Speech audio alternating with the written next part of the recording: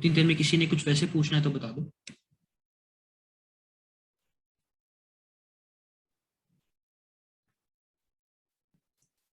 Labs के बारे में, लेक्चर्स के बारे में, अब तक कोई मसला तो नहीं, सब ठीक जा रहा है?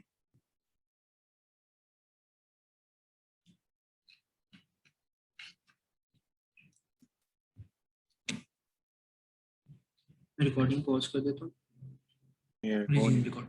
चलो ठीक है। अच्छा, ओके लेट्स स्टार्ट।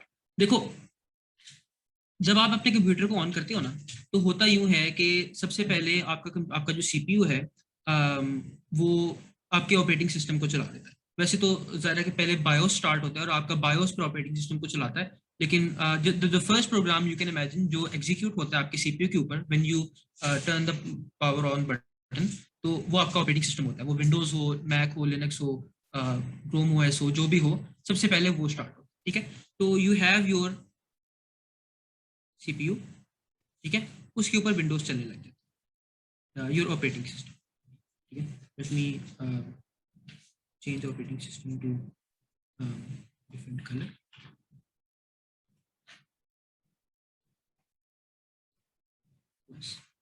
ठीक है, सबसे पहले आपका ऑपरेटिंग सिस्टम चलता है। अच्छा, why is the operating system there? ठीक है, ऑपरेटिंग सिस्टम की जरूरत क्यों है? Why can't we directly like use the CPU? बात यह है कि सीपीयू आपकी जुबान नहीं बोलता, जैसे कि हमने मैनुअल में भी मैंने लिखा था कि सीपीयू बोलता है जुबान 001 की। ठीक है, और सीपीयू के साथ बात करने का तरीका बड़ा स्पेशल होता है। सीपीयू को आपको एग्जैक्टली पिन पॉइंट करके बताना पड़ता है कि अच्छा, this is exactly what you want, you have to do now, अब ये करो, अब ये करो, अब ये करो, और बाइनरी में बताना पड़ता है, और उसका बहुत स्पेसिफिक सिंटैक्स होता है जो हर सीपीयू के लिए भी अलग होता है। तो आप इंटेल के सीपीयू का अलग है, इंटेल के हर सीपीयू का अलग है उसका आर्किटेक्चर, और जो आर्म के सीपीयू है उनका अलग है, और हर सीपीयू का आर्किटेक्चर M1 के अलग है। तो ऑपरेटिंग सिस्टम जो है वो क्या करता है कि आपको इस मसले से बचा लेता है कि आपको सीपीयू से डायरेक्टली बात ना करनी पड़े, क्योंकि that's a very hard thing to do. ठीक है, तो ऑपरेटिंग सिस्टम क्या करता है कि ऑपरेटिंग सिस्टम सीपीयू को हैंडल करेगा। ठीक है, सीपीयू से जो बात करनी है, सीपीयू पे आपने अपना कोई प्रोग्राम रन करना है, ठीक है, कुछ भी करना है आपने सीपीयू के ऊपर, आपने कैलकुलेटर रन करना है, आपने दो नंबर्स को ऐड करना है, कुछ भी करना है, ऑपरेटिंग सिस्टम सीपीयू वाला काम हैंडल कर लेगा। और आपको वो कहेगा कि अच्छा यार, आपके पास आपको मैं दो इंटरफेसेस दे रहा हूँ, जिससे आप मुझे बता सकते हो कि सीपीयू से क्या करवाना है, सीपीयू से बात मैं खुद कर लूँ। ठीक है, तो दीज आर दी इंटरफेसेस जिससे आप अपने ऑपरेटिंग सिस्टम को, फॉर एग्जांपल विंडोज को या मैक को या क्रोम ओएस को, जो भी आपका ऑपरेटिंग सिस्टम है, उससे आप बात करते हैं।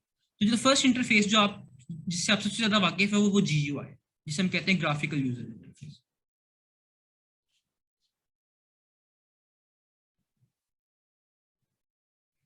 ठीक है, तो फॉर एग्जांपल ये जो मैं माउस हिला रहा हूँ, ठीक है, और यहाँ पे ये बटन्स बने हुए आ रहे हैं, नीचे ये टास्क बार आ रहा है, ठीक है, ये सब कुछ जो है, this is the graphical user interface, जिसमें आप माउस यूज करते हो, आपका एक पॉइंटर होता है, आप चीजों पे क्लिक कर सकते हो, ठीक है, आप कीबोर्ड से टाइप कर सकते हो, आपको चीजें लिखी हुई नजर आती हैं, विंडोज होती हैं, विंडोज मिनिमाइज हो जाती हैं, टैब्स होते हैं, ये सब कुछ, this is the graphical user interface, जो कि विंडोज का अपना है, जिससे आप विंडोज को बताते हो कि आपने क्या करना है। ठीक है, तो फॉर एग्जाम्पल अगर मैंने विंडोज पे, मैं विंडोज को कहना चाहता हूँ कि अच्छा, मेरा एक प्रोग्राम है जो मैंने खुद लिखा है, उसे सीपीयू पे रन करो।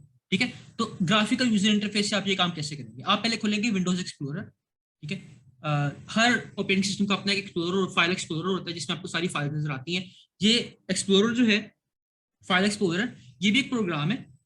ये विंडोज सिर्फ एक चीज नहीं है, Windows is a collection of programs, Windows में बहुत सारे प्रोग्राम्स हैं। ठीक है, file explorer is one of them, और इसकी आपको exe फाइल भी मिल जाएगी। अगर आप सी में जाएंगे ना, तो गालिबन विंडोज में ये सी विंडोज़ के फ़ोल्डर में ये पड़ा है explorer.exe। मिल जाएगी। Anything you do with Windows, वो एक प्रोग्राम है। Windows itself is a software. आप अभी C++ में प्रोग्रामिंग सीख रहे हैं, राइट?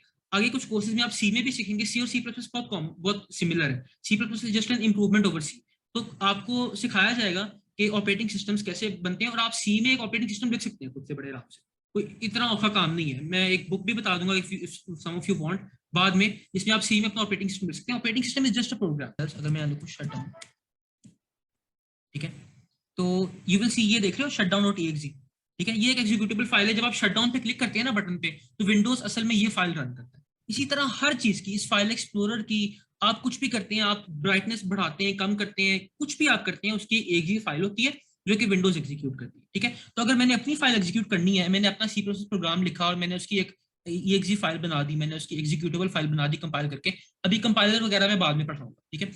लेकिन मैं ये बता रहा हूँ कि जब आप रन करते हो प्रोग्राम को तो होता क्या है। तो GUI से हम ये कैसे करेंगे, आप अपनी उस फोल्डर में जाओगे, सबसे पहला काम होता है आप नेविगेट करते हो, ठीक है। उस फोल्डर में जाते हो जहाँ पे वो फाइल पड़ी हुई है, ठीक है। तो you go to this, for example इस फोल्डर में मैंने ये फाइल रखी हुई है, ये मेरी कोड फाइल थी और ये मैंने उसकी एग्जीक्यूटेबल बनाई, ठीक है। आप इस पर डबल क्लिक करो तो विंडोज इसको रन कर देगी, ठीक है। तो ये इसका आउटपुट भी आ गया, टर्मिनल खुल गया, ठीक है, और आप इसको क्लोज कर सकते हो। ये हो गया GUI से इस काम को करने का तरीका, ठीक है। बट हम GUI यूज नहीं करेंगे, हम यूज करेंगे एक दूसरा इंटरफेस, जो विंडोज आपको दो इंटरफेसेस देता है, ठीक है। एक GUI जिसके अभी मैंने आपको दिखाया, जिससे आप फेमिलियर है, और दूसरा होता है CLI, and CLI stand for command line interface. ये ज्यादा आपको डीप कंट्रोल देता है, ज्यादा टेक्निकल कामों के लिए यूज होता है। आप programming is a technical thing, इसलिए CLI इसके लिए बेहतर होता है। तो in most cases almost anything that you can do with a GUI you can do with a CLI, and this is especially true for operating systems like Linux वगैरह। Linux में तो आप पूरा ऑपरेटिंग सिस्टम, पूरा का पूरा operating system सब कुछ टर्मिनल से बड़े आराम से कर सकते हैं, और आगे के कोर्सेज में आप करेंगे भी, ठीक है। तो you should get very use to command line interfaces ना। बट लेट्स सी कि अब जो मैंने काम अभी यहाँ पे किया था कि मैंने ग्राफिकल यूजर इंटरफेस से अपना प्रोग्राम रन किया था, इस पे नेविगेट करके मैं पहले फोल्डर में गया, फिर मैंने डबल क्लिक किया, वो प्रोग्राम रन हो गया। यही काम अगर मैंने एक कमांड लाइन इंटरफेस से करना होता तो मैं क्या करता, ठीक है। तो मैं फॉर एग्जाम्पल अपने डेस्कटॉप पे हूँ, ठीक है। मैं सबसे पहले खोलूंगा अपना कमांड लाइन कोई भी, ठीक है, ये खोल लो, या मैं एक जरा मैंने एक और इंस्टॉल किया है, इसकी जरा जरा ना फॉन्ट वगैरह प्यारा है, अच्छा है, ठीक है। ये फॉर एग्जांपल मेरा कमांड लाइन इंटरफेस, ठीक है। सबसे पहला काम, अगेन आपने जब एक्सप्लोरर से ही काम करना था GUI से, तो आपने सबसे पहला काम क्या किया था, आप उस फोल्डर में गए थे जहाँ पे वो फाइल पड़ी हुई है। यहाँ पे भी हमें ये करना पड़ेगा। आप जब एक्सप्लोरर को वैसे खोलते हैं तो वो किस फोल्डर में होता है बाय डिफॉल्ट, ठीक है। आप फॉर एग्जाम्पल माई कंप्यूटर खोलते हैं तो वो बाय डिफॉल्ट यहाँ पे होता है, और यहाँ ऊपर लिखा आ रहा होता है कि आप किस फोल्डर में हो राइट नाउ। फॉर एग्जांपल आप C में बैठे हुए हो तो ऊपर लिखा आ रहा होगा कि आप C में है करंटली, ठीक है। इसी तरह टर्मिनल भी आपको बताता है कि भाई आप करंटली इस फोल्डर में, टर्मिनल बाय डिफॉल्ट इस फोल्डर में खुलता है। Now you have to first navigate to the folder जिसमें आपकी फाइल पड़ी हुई है। तो फॉर एग्जांपल मैंने D में जाना है तो मैं यहाँ पे D लिखूंगा। दिस इज जस्ट लाइक आपको शुरू में आपको GUI भी सीखना पड़ा था, आपको सीखना पड़ा था कि किसी फोल्डर में जाने के लिए डबल क्लिक करते हैं, लेफ्ट क्लिक क्या करता है, राइट क्लिक क्या करता है, ठीक है, चीजें आपको सीखनी पड़ी थी। उसी तरह CLI के भी there is a way you do stuff, ठीक है। और तो फॉर एग्जांपल मैंने D ड्राइव में जाना था, मैंने लिखा D कॉलन और मैं D ड्राइव में आ गया। यहाँ पे मुझे बता रहा है कि आप D ड्राइव में आ गए। अब मैं अगर देखना चाहता हूँ कि इस ड्राइव में क्या क्या पड़ा हुआ है, इस डायरेक्टरी में क्या क्या पड़ा हुआ है, आई विल राइट LS, तो मुझे बताएगा कि अच्छा डायरेक्टरी D के अंदर एक फोल्डर पड़ा है जिसका नाम है रोहान, ठीक है। अच्छा अगर मैं इस फोल्डर के अंदर जाना चाहता हूँ, I will write CD stands for change directory, कि मैं अभी इस डायरेक्टरी में हूँ D वाली में, मैं चेंज करना चाहता हूँ, I want to go into this directory. तो आप CD लिखते हैं और उसके आगे रूहान का कीवर्ड लिखते हैं, यानी फोल्डर का नाम, और आप उसमें चले जाते हैं। अब देखो मैं रूहान वाले फोल्डर में आ गया, ठीक है। अगेन मैंने LS लिखा, इसने मुझे बताया कि यहाँ पे कौन कौन से फोल्डर हैं, यहाँ पे ये सारे फोल्डर्स हैं। मैंने ट्यूटोरियल वाले फोल्डर में गया, ठीक है। तो I will write CD space tutorial, हम ट्यूटोरियल वाले फोल्डर में आ गए, ये देखिए, ठीक है। फिर मैंने LS लिखा, इसने बताया कि अच्छा यहाँ पे देखें ये एक एग्जीक्यूटेबल फाइल पड़ी हुई है। अगर मैंने इसको रन करना है तो GUI में आप क्या करते हैं, आप इस पर क्लिक कर देते। CLI में आप क्या करते हो कि आप इसका नाम लिख देते हो, you just right my executable, ऐसे एंटर मार, सॉरी यू कैन, अच्छा आप CLS लिख के टर्मिनल को क्लियर भी कर सकते हो।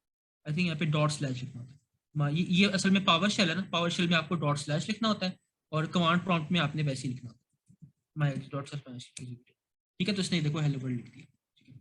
तो एक ही काम को करने के ये दो तरीके अलग अलग, आप वो भी यूज कर सकते हैं, ये भी यूज कर सकते हैं, बट हम ये वाला यूज करेंगे क्योंकि this allows you to do lot more stuff. For example compiler जो है आपका, उसका GUI नहीं होता बाय डिफॉल्ट, ठीक है। तो वो आपको टर्मिनल से ही यूज करना पड़ता है, और आपका जो आउटपुट भी है वो चूंकि टर्मिनल में ही आना है, तो रन करने के लिए सिर्फ उस एक काम के लिए हम क्यों GUI यूज करें, इसलिए हम CLI यूज कर रहे हैं, ठीक है। अच्छा यहां तक कोई मसला? अच्छा चैट में ना, शायद मैं चैट पढ़ ना सकूं, तो मुझे प्लीज बोल के बता दें। अच्छा अनमता, हाँ पूछो। What does LS mean? हाँ LS का फुल फॉर्म मुझे नहीं पता, बट इट लिस्ट्स, L से तो लिस्ट होगा, और it list everything in that current directory जिसमें आप इस वक्त हो, Okay. ठीक है। LS शायद ये पूरा लिस्ट का ही शॉर्ट फॉर्म हो सकता है, हाँ। और CLS जो होता है ये क्लियर करता है टर्मिनल को, हाँ। आई थिंक उसके लिए क्लियर भी यूज हो जाता है, क्लियर का कीवर्ड भी यूज होता है। हाँ किसी और ने कुछ पूछना है? हाँ वहाब पूछो।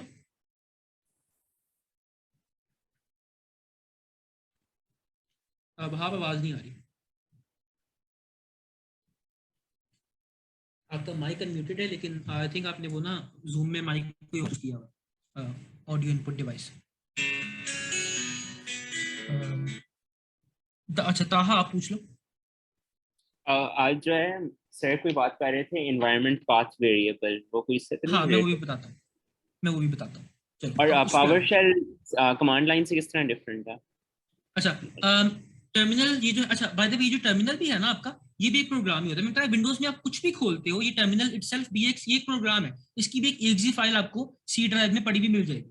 पावर शेल की भी, टर्मिनल की भी, ये सारे इनफैक्ट जो ऑपरेटिंग सिस्टम का कोर्स है ना, उसमें एक असाइनमेंट होगी जिसमें आप ये टर्मिनल बनाते भी हो, ठीक है। उसमें एक असाइनमेंट होगी जिसमें आपको ये टर्मिनल हूबहू बनाना पड़ेगा, ठीक है। तो ये सारे के सारे प्रोग्राम्स हैं, और टर्मिनल के कई सारे प्रोग्राम्स हैं जो मार्केट में अवेलेबल हैं। फॉर एग्जांपल विंडोज का जो डिफॉल्ट है वो कमांड प्रॉम्प्ट होता है। पावर शेल भी विंडोज में बाय डिफॉल्ट आता है, ठीक है। There is Bash as well, Linux में बैश यूज होता है। बैश आप विंडोज में भी इंस्टॉल कर सकते हैं। सबसे पहला सबसे मशहूर जो टर्मिनल था वो बैश ही था, और बाकी अक्सर उसके ही फॉर्मेट यूज करते हैं। तो ये सॉफ्टवेयर है सारे के सारे, इनका थोड़ा बहुत सिंटैक्स में थोड़ा बहुत फर्क हो सकता है, वरना एवरीथिंग इज कॉमन। ये एलएस का जो कमांड है ये तीनों में है, पावर शेल में, सीएमडी में, बैश में, लिनक्स में, हर जगह यूज होता है। सीडी भी ऐसी हर जगह यूज होता है, ऑलमोस्ट हर चीज कॉमन होती है। हाँ अब पूछो।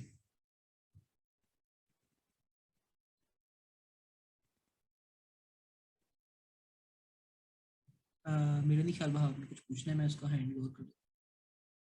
अच्छा, ठीक है। अच्छा अब पाथ वेरिएबल्स का क्या सीन है? देखो कुछ चीजें, अब देखो मैंने आपको बताया कि अगर मैं इस फोल्डर में था, तो ट्यूटोरियल सर वाले फोल्डर में। हाँ अब बोलो। सर मैं कह रहा था कि मैं लेट था, तो could you please summarize this? यार ऐसा करना, रिकॉर्डिंग देख लो, ठीक है, शुरू वाले पार्ट की, ओ क्योंकि वो टाइम थोड़ा कम है और काफी ज्यादा बच्चे, I have lot to cover.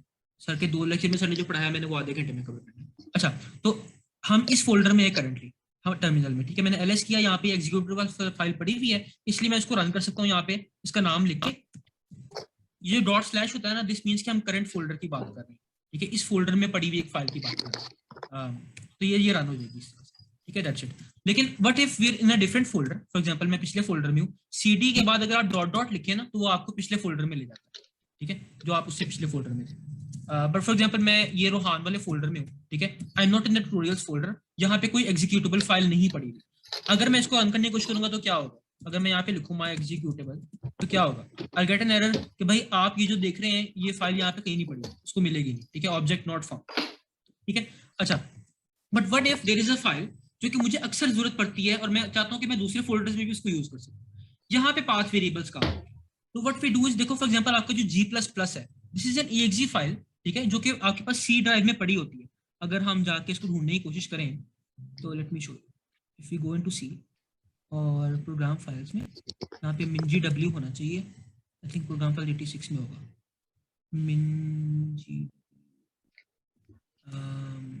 जब नहीं है, अच्छा बाहर पड़ा होता है, पड़ा है mingw। इसमें बाइनरीज में जाए, बाइनरीज में उमा एग्जीक्यूटेबल्स पड़ी होती है, और यहाँ पे अगर मैं लिखूँ G++.exe,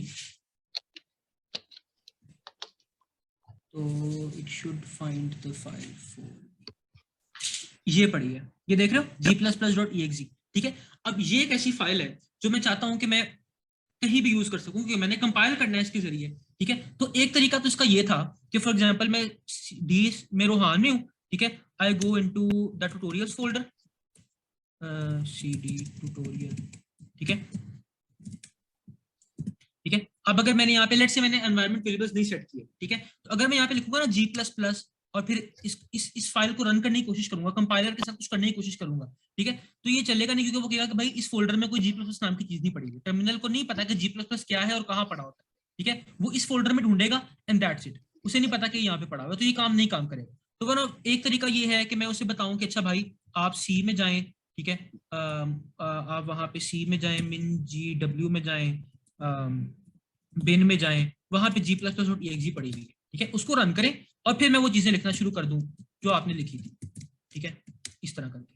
हाँ ठीक है, एक तरीका ये है करने का, लेकिन ये काम बड़ा हेक्टिक है, ठीक है, हर दफा ये काम करना, ये वाला ये बहुत हेक्टिक काम है। तो we don't do this, what we do instead is कि हम टर्मिनल को बता देते हैं कि टर्मिनल जब भी मैं कोई ऐसी फाइल का नाम लिखूं जो तुम्हें उस फोल्डर में ना मिले, ठीक है, तो पहले उसको एक और फोल्डर में चेक कर लेना, और वो फोल्डर ये वाला है, ये जो MinGW का बिन फोल्डर है ना, इस तरह के कई फोल्डर्स हमने स्पेसिफाई किए होते हैं। तो मैं यहाँ से इसको कॉपी करता हूँ और मैं विंडोज के पास वेरिएबल्स में जाता हूँ और वहां पे मैं इसको सेट कर देता हूँ। तो व्हाट दैट डज इज कि अब ये टर्मिनल जब आप खोलेंगे ना, तो इट्स लाइक ये इस फोल्डर में पड़ी जितनी फाइल्स है ना, ये MinGW के फोल्डर में पड़ी हुई जितनी फाइल्स है वो इस टर्मिनल के इन्वायरमेंट में आ गई, ठीक है, यानी कि this terminal can now access them. तो जब भी आप कहीं G++ लिखेंगे ना, तो it will look for G++ file not only in this folder जिसमें ये करंटली है, बल्कि ऑल्सो इन इट्स इन्वायरमेंट, ठीक है। तो यानी कि ये इस फोल्डर में भी देखेगा इस फाइल को, और इस फोल्डर में पड़ी हुई जितनी भी फाइल्स हैं वो सारी की सारी आपको इस तरह से एक्सेसिबल है। और विंडोज ने इस तरह के कई सारे एनवायरनमेंट वेरिएबल्स पहले से सेट किए होते हैं। फॉर एग्जांपल मैंने आपको भी दिखाया कि जो शटडाउन वाली फाइल है वो सी में System32 में पड़ी हुई है, ठीक है, लेकिन System32 वाला जो फोल्डर है वो भी विंडोज ने इसी तरह सेट किया हुआ है एज एन एनवायरनमेंट वेरिएबल। तो दैट मींस कि आप उस फोल्डर में पड़ी हुई कोई भी फाइल, फॉर एग्जांपल shutdown.exe की फाइल, ये कोई भी फाइल यहाँ से एक्सेस कर सकते हैं। तो आप एंटर मारेंगे, टर्मिनल उस फोल्डर में देखेगा कि वो फाइल पड़ी हुई है कि नहीं पड़ी हुई, वो एग्जीक्यूट हो जाएगी, ठीक है। तो दिस इज ये है कि हम इसलिए हमें पाथ वेरिएबल सेट करने पड़ते हैं, और इसलिए अगर आप कंपाइलर इंस्टॉल करें और पाथ वेरिएबल ना सेट करें और आप यहाँ पे G++ लिखने की कोशिश करें तो वो काम नहीं करता, क्योंकि उसको इस फोल्डर के अंदर, ना इस फोल्डर के अंदर वो फाइल मिलती है G++ के नाम की फाइल, और ना ही करंट इन्वायरमेंट वेरिएबल जो करंट फोल्डर सेट हुए हुए एनवायरमेंट में उनमें से किसी में फाइल मिलती है। तो आपको फोल्डर स्पेसिफाई करना पड़ता है। ये बात क्लियर है? Any confusion about this? Sir ये थोड़ा रिपीट कर देंगे? हाँ, तो मैं कह ही रहा हूँ कि जब आप यहाँ पे किसी फाइल का नाम लिखते हैं, फॉर एग्जांपल मैं यहाँ पे लिख देता हूँ ahmed.exe, ठीक है, तो कंपाइल, ये आपका जो टर्मिनल का सॉफ्टवेयर है, ये जिसमें हम ये चीज लिख रहे हैं, ये करेगा ये कि सबसे पहले तो इस फाइल को वो इस फोल्डर में ढूंढेगा जिसमें टर्मिनल करेंटली है, ठीक है। अगर इसको वहां पे वो फाइल नहीं मिलती तो ये जाएगा पाथ वेरिएबल्स में, और वहां पे जिन जिन फोल्डर्स के नाम हमने सेट किए हुए हैं ना, उन सब फोल्डर्स में ये फाइल ढूंढेगा, ठीक है। They are like the environment जिसके अंदर ये टर्मिनल चल रहा है, ठीक है। तो उन फोल्डर्स में जितनी भी फाइल्स हैं वो इस टर्मिनल के लिए अवेलेबल हो, they will be in the environment of this terminal, ठीक है, इसलिए इनको इन्वायरमेंट वेरिएबल्स कहते हैं। तो ये वाली फाइल पहले टर्मिनल इस फोल्डर में ढूंढेगा, फिर उन सारे इन्वायरमेंट वेरिएबल्स वाले फोल्डर्स में ढूंढेगा। अगर इसको कहीं नहीं मिलती तब वो आपको ये वाला एरर देगा कि मुझे एक फाइल कहीं नहीं मिली, ठीक है। अब चूंकि हमने G++.exe वाली फाइल जो है, ठीक है, वो जिस फोल्डर में पड़ी है वो इस फोल्डर में पड़ी हुई है, ये वाला फोल्डर जो है, चूंकि हमने इस फोल्डर को ऐड किया हुआ है एज एन एनवायरनमेंट वेरिएबल, इसलिए जब मैं G++ लिखता हूं तो टर्मिनल को ये फाइल मिल जाती है। टर्मिनल पहले इस फोल्डर में चेक करता है, ये ट्यूटोरियल वाले फोल्डर में, फिर टर्मिनल जाता है अपने एनवायरनमेंट वेरिएबल्स में, वहां पे जितने फोल्डर हमने सेट किए हुए हैं जिनमें से ये फोल्डर भी है, उसमें उसको फाइल मिल जाती है तो उसको रन कर देता है। अगर नहीं मिलती तो वो एरर दे देता है कि मुझे ये फाइल कहीं नहीं मिली, ठीक है। This is why we set environment variables. कोई सवाल? सर मैक के कमांड लाइन का इंटरफेस डिफरेंट है विंडोज से? थोड़ा सा डिफरेंट है। मैक भी क्योंकि यूनिक्स बेस्ड ही है तो इनमें ऑलमोस्ट सब में ना सेम होता है। मैक पे बैश काम करता है, उसी तरह एलएस उसमें भी होगा, सीडी उसमें भी होगा, ये सारी चीजें वैसी काम करती है, बहुत छोटे मोटे से फर्क होते हैं। उसके लिए ना जोहा ने एक मैक के टर्मिनल के कमांड्स के लिए एक डॉक्यूमेंट अपलोड किया हुआ है, एलएमएस पे भी होगा गालिबन, एलएमएस पे नहीं है तो स्लैक पे होगा, मैं वो दोबारा भेज दूंगा, मुझे ईमेल करके, ठीक है। Okay thank you. वो और जो थोड़े बहुत डिफरेंसेस हैं वहां से पता चल जाएंगे, ठीक हो गया। अच्छा ये हो गया कि इन्वायरमेंट वेरिएबल्स वाली बात समझ आ गई है ना। फिर आप पूछो। सर आपने एनवायरनमेंट कैसे सेट किया था? हाँ अच्छा, वो इजी सीन है। आप यहाँ पे जाते हो, विंडोज में लिखते हो सर्च में इन्वायरमेंट वेरिएबल्स, ठीक है। ये इसका आपको गूगल पे ट्यूटोरियल मिल जाएगा वैसे, लेकिन आप यहाँ पे जाते हो, फिर आप यहाँ पे नीचे इन्वायरमेंट वेरिएबल्स पे क्लिक करते हो, ठीक है।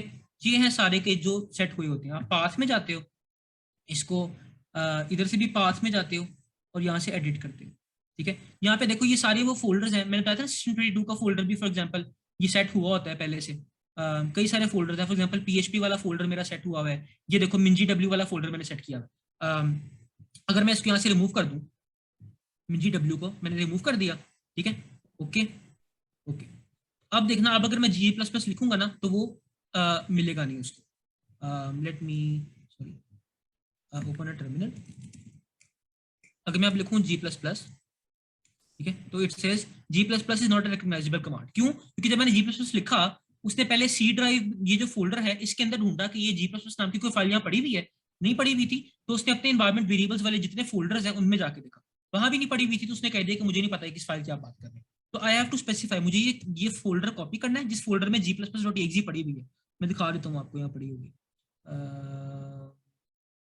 ये पड़ी है g++.exe, ठीक है। जिस फोल्डर में पड़ी है उस फोल्डर का पाथ मैंने पकड़ा और पाथ वेरिएबल्स में जाके सेट कर दिया, ठीक है। एनवायरनमेंट वेरिएबल्स में गए, ये पाथ में गए, सॉरी इधर से भी पाथ सिलेक्ट करना है और इधर से भी पाथ सिलेक्ट करना है। यहाँ पाथ में एडिट किया, यहाँ पे न्यू पे क्लिक किया, इसको यहाँ पेस्ट किया और ओके कर दिया, ठीक है। अब ये सेट हो गया। टर्मिनल को फिर रीस्टार्ट करना है आपने और फिर आपके पास यहाँ पे g++ अवेलेबल है, ठीक है। उसने कहा g++, अब देखो एरर डिफरेंट है कि g++ से मिल गया, लेकिन वो कह रहा है इसको आपने इनपुट फाइल देनी होती है। आपने कंपाइलर रन तो कर दिया लेकिन उसको बताया नहीं कि किसको कंपाइल करना है, किस फाइल को। तो I have to tell it the name of the file as well, but ये चल रहा है, ठीक है। अच्छा, 2 people raise their hands, please ask. Let me name one. Hafsa, आप पूछो।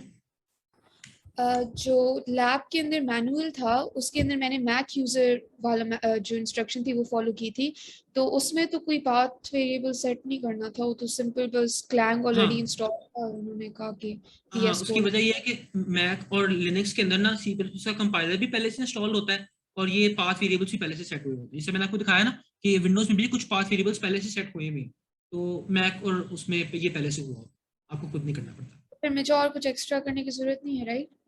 नहीं, बस आप देख लो कि आपका वो कंपाइलर चल रहा है, आप चीजें कंपाइल कर सकती हो, दैट्स फाइन। हाँ, अहमद जुबैर, आप पूछो। सर, हर फाइल को इन्वायरमेंट वेरिएबल में डालने के से बेहतर नहीं है कि हम डायरेक्ट उसको एक्सेस कर दें, वो जो एक लाइन कोड आपने लिखी थी? हर फाइल को नहीं डालना पड़ता। देखो, आपने कितनी दफा है कि आप एक नई लैंग्वेज का कंपाइलर इंस्टॉल करते हो जिंदगी में, लेकिन कुल मिला के शायद आप अपनी जिंदगी में 4 या 5 लैंग्वेजेस में काम करोगे, यानी 4 या 5 दफा आपको एक दफा स्टेप करना पड़ेगा। जबकि वो वाला जो स्टेप मैंने किया था उसमें आपको हर दफा वो पाथ लिखना पड़ेगा और याद रखना पड़ेगा कि g++ की exe फाइल वो कहाँ पड़ी हुई है एग्जैक्ट, ठीक है। और वो एक लंबा सा पाथ है, कहीं उसमें गलती कर दी तो वो ये इस तरह इट्स कन्वीनियंट, ठीक है ना।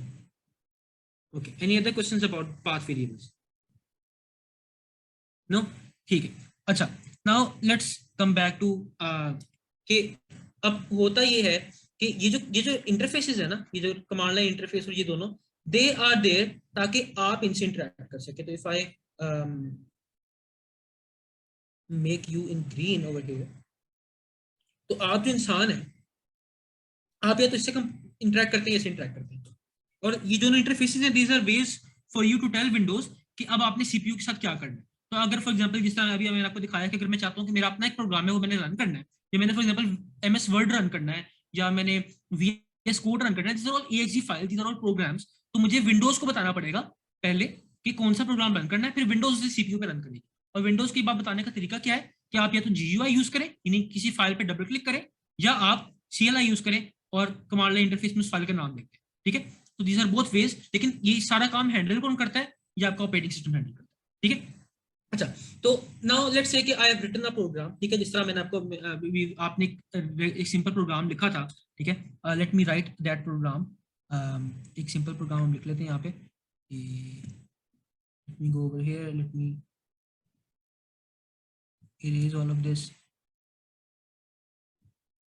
close this test file, ठीक है। just a second, okay, let me write a basic program। मैं अभी सिंटैक्स पे आने लगा हूँ।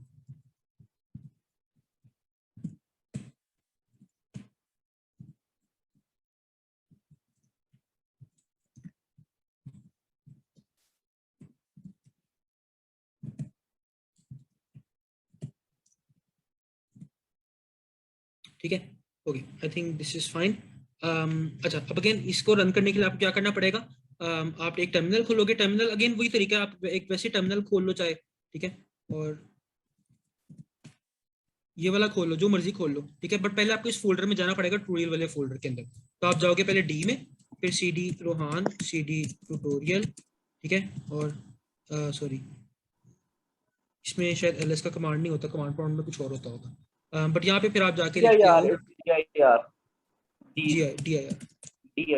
ठीक है। तो ये पड़ी हुई है माई एग्जीक्यूटिव, ठीक है। तो इसको हमने यहाँ पे अब कंपाइल करना है। पहले माई एग्जीक्यूटिव कह रहा हूँ, example.cpp की मैं बात कर रहा हूँ, ठीक है। इसको हमने कंपाइल करना है, तो आप यहाँ पे कंपाइलर का नाम लिखते हो जो कि exe फाइल, आप exe भी लिख सकते हो साथ में उसके, ठीक है। आप जब ये लिखते हो ना G++, ठीक है, तो ये कंपाइलर रन हो जाता है, और फिर इस कंपाइलर को आप कुछ चीजें बताते हो साथ में। G++ लिखने के बाद एक exe फाइल का नाम लिखने के बाद स्पेस देके आप टर्मिनल में जो कुछ भी लिखते हो ना यहाँ पे, वो सब कुछ उस प्रोग्राम को दे दिया जाता है, ठीक है। वो सब कुछ ये प्रोग्राम खुद हैंडल करता है। इस सेमेस्टर में आप इस तरह के प्रोग्राम्स लिखोगे भी जिनको हम यहाँ पे कुछ चीजें पास करते हैं, ठीक है, तो you will understand that better than. तो हम इस कंपाइलर को 3-4 चीजें बताते हैं। पहले हम इसको बताते हैं, ये कंपाइलर है, इसका काम है कंपाइल करना, तो इससे पहले बताना पड़ता है कि किस फाइल को कंपाइल करना है। तो मैंने इसे बताया कि example.cpp को कंपाइल कर दो, ठीक है। अच्छा, एक तो ये हो गया। दूसरा उसे बताना पड़ता है कि क्या करना है। There are several things a compiler can do. अब आपने पढ़ा था लेक्चर में, और मैं उस पर अभी डिटेल में बात करूंगा कि एक कंपाइलर होता है और एक लिंकर होता है, ठीक है। अगर मैं चाहता हूँ ना कि दोनों काम एक साथ हो जाए, please keep your mics of, ठीक है। तो अगर आप चाहते हैं ना कि कंपाइलिंग भी हो जाए और लिंकिंग दोनों हो जाए और एक साथ आपको एक exe फाइल में, तो आप यहाँ पे -o लिख देते हो, ठीक है। तो ये दोनों काम कंपाइलर कर देता है। अगर आप चाहते हो कि इनमें से सिर्फ एक काम हो, उसके लिए अलग कमांड है, आई थिंक -i ऐसा कुछ होता है, मुझे भूल गया। और हर एक चीज के लिए अलग अलग ऑप्शंस होते हैं, आप कंपाइलर को बताते हो कि क्या करना है, ठीक है। अगेन याद रखो कि you could do this stuff with a GUI as well, लेकिन कंपाइलर का GUI नहीं होता, इसको आपको CLI में चीजें बतानी पड़ती हैं। अगर आप ये काम GUI से कर रहे होते तो उसमें शायद ये बटन होते, एक बटन आपको होता फाइल स्पेसिफाई करने के लिए, एक बटन होता है स्पेसिफाई करने के लिए कि क्या करना है, लेकिन CLI में आप लिख के सब कुछ बताते हैं। अच्छा, और आखिरी चीज आपने बतानी होती है कि जो फाइनल फाइल बनेगी, जो एग्जीक्यूटेबल फाइल बनेगी, उसका नाम क्या रखना है। तो let's call it, for now let's call it Abdullah, ठीक है, एंड हिट एंटर। तो यू विल सी कि ये जो फोल्डर है मेरा, इसमें एक abdullah.exe नाम की फाइल आ गई है, ठीक है। If I hit dir here, जहां भी नजर आएगी abdullah.exe, ठीक है। और इसको आप फिर रन कर सकते हो अब्दुल्ला लिख के, ठीक है, वो रन हो जाएगी और हेलो वर्ल्ड आपके पास आ जाएगी। अब नाउ लेट्स डिस्कस के जब आप यहाँ पे अब्दुल्ला लिखते हो, इस फाइल का नाम लिखते हो, तो क्या होता है, ठीक है। इस पे थोड़ी सी बात कर लेते हैं, उससे आपको सिंटैक्स की चीजें समझ आ जाएंगी। फॉर एग्जांपल ये मेन फंक्शन यहाँ पे क्या कर रहा है, ये रिटर्न वैल्यू क्या कर रही है, और ये सी आउट क्या कर रहा है, ठीक है, और ये इंक्लूड क्या कर रहा है, ठीक है। ओके, इतनी देर में किसी का अब तक कोई सवाल?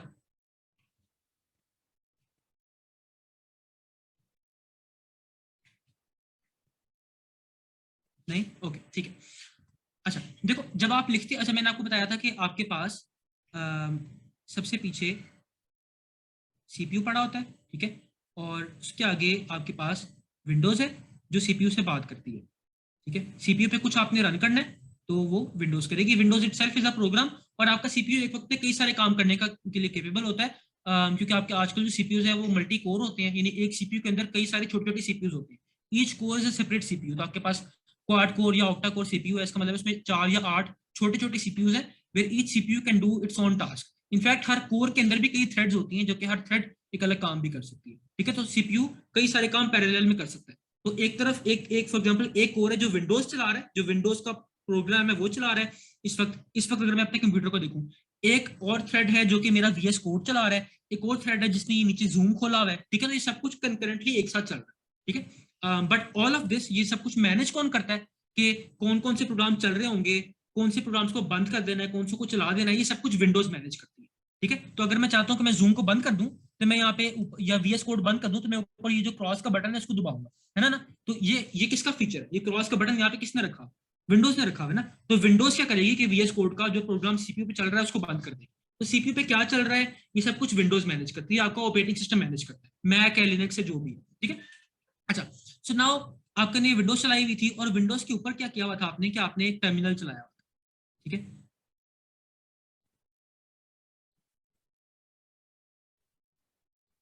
जिसपे अभी हम काम करें, है ना, ये आपने टर्मिनल चलाया, ठीक है। और ये टर्मिनल जो है जिसे हम CLI कह रहे थे, ये इंटरफेस है जो विंडोज आपको देता है, जिससे आप विंडोज से बात कर सकते हैं। और यहाँ पे आगे जो है आप खड़े हुए, ठीक है।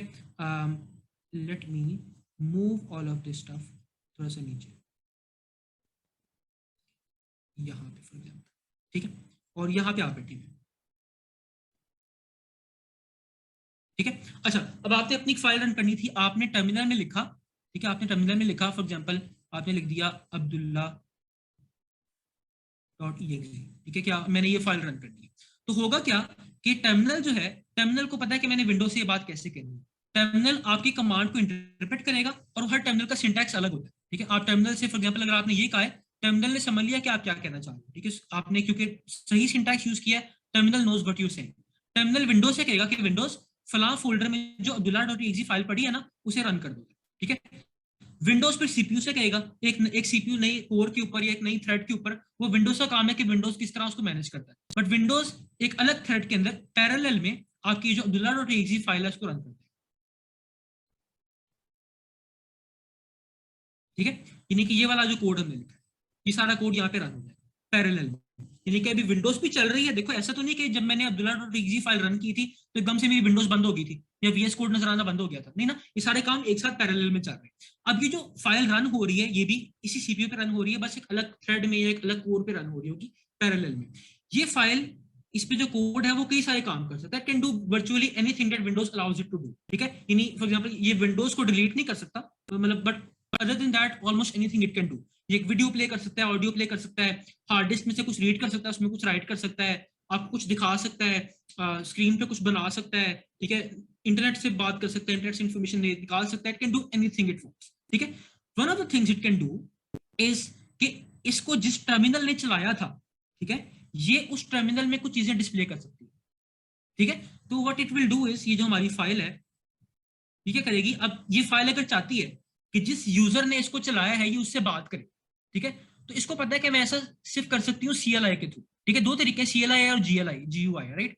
तो इसको पता है कि मैंने ये काम CLI से करना है। फॉर एग्जांपल मैंने कमांड लाइन के थ्रू अपने इस यूजर को कोई चीज दिखानी है, कोई टेक्स्ट दिखाना है, कुछ मैंने से बात करनी है, राइट। तो what it can do is कि ये विंडोज के थ्रू विंडोज से कहेगा कि Windows please tell the terminal to write hello world over there या राइट हेलो ओवर देयर,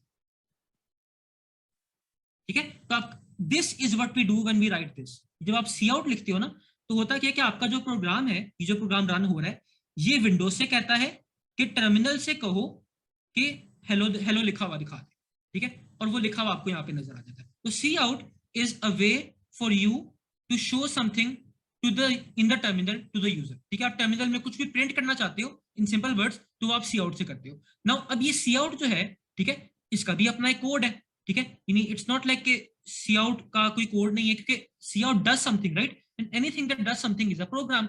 इसका अपना एक कोड होगा जो कि सी में या सी प्लस में कहीं पे लिखा होगा, और ये जो कोड है ये असल में यहाँ पे लिखा है इस लाइब्रेरी के अंदर।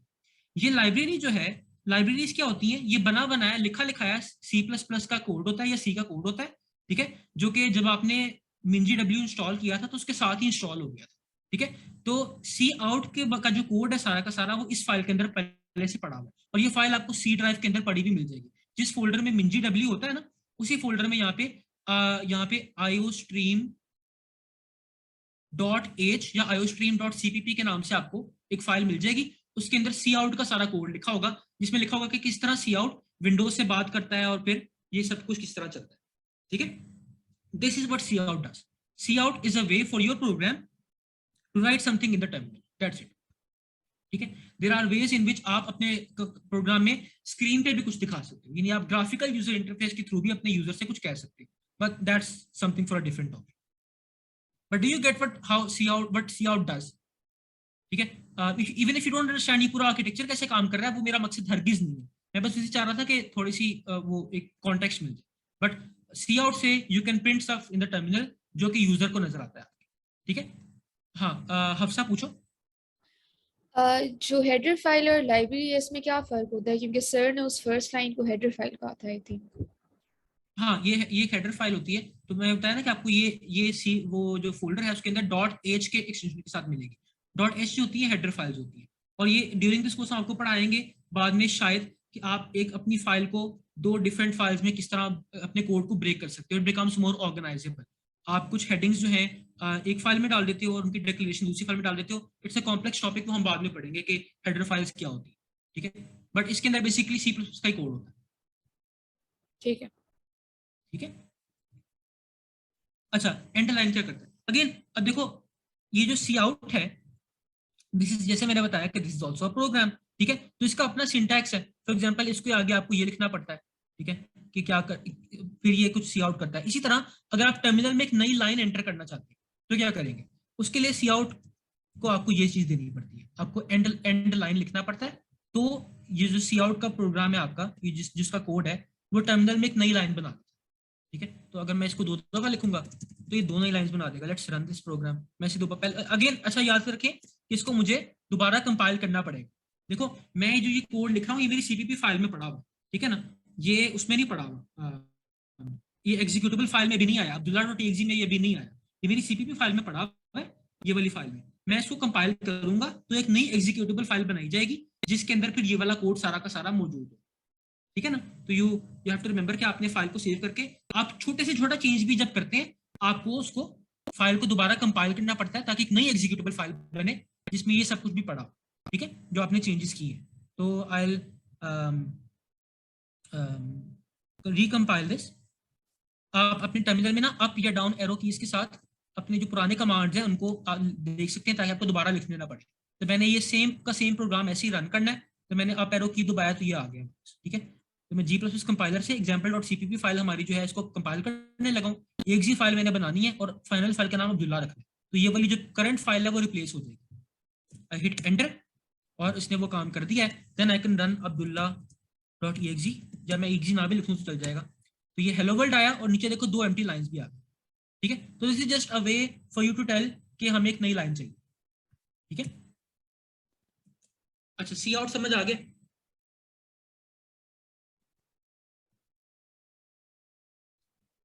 Any confusion so far?